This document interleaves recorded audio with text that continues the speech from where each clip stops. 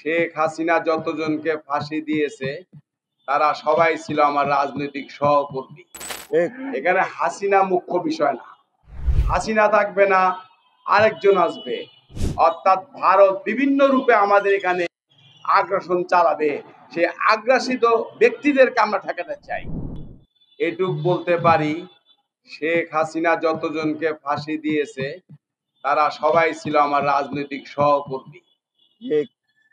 আমি এদের সান্নিধ্যে বহু বছর রাজনীতি করেছি এবং এই সংখ্যাটা 10 হইতে 12 জনের উপরে হবে। আজকে আমরা 5 আগস্টকে 24কে আলাদা করে দেখলে হবে না।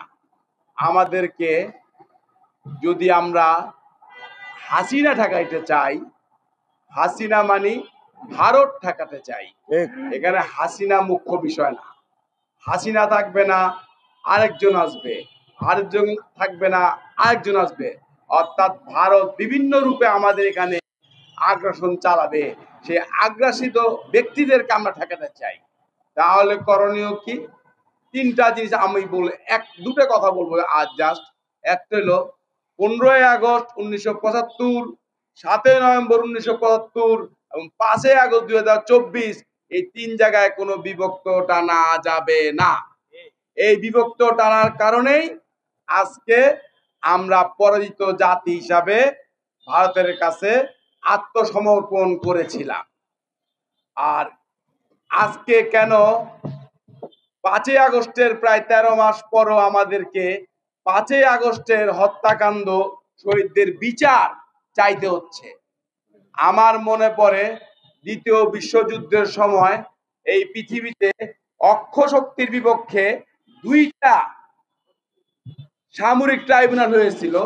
একটা ছিল নুরেমবার্গ ট্রাইব্যুনাল, আর একটা ছিল টোকিও ট্রাইব্যুনাল।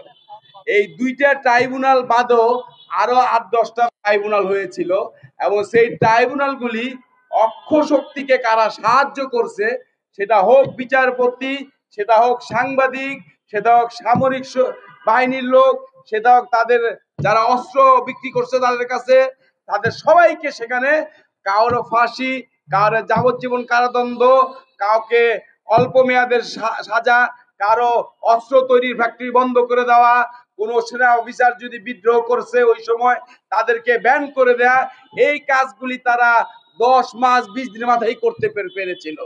যার কারণে পরবর্তী বহুদিন যাবত আর তারা মাথা চারা দিয়ে উঠতে পারে নাই। তাহলে আজকে 13 মাসে কেন আমরা শুধু হাসিনা না, যারা এই দেশে আলেম বেশে হোক, হিন্দু বেশে হোক, খ্রিস্টান বেশে হোক, বৌদ্ধ বেশে হোক, জাতীয়তাবাদী চরিত্রের বেশে হোক, আর বাঙালি জাতীয়তাবাদী চরিত্র বেশে হোক, যে বেশে হোক না কেন, প্রতিটা বেশে ভারতীয় দালাল আছে। আমি বললাম আমার অভিজ্ঞতা থেকে, এই সমস্ত দালালদের যদি আমরা ট্রাইব্যুনাল মাধ্যমে বিচার না করতে পারি, তাহলে আমাদের সামনে আবারও অভ্যুত্থান করতে হবে। এই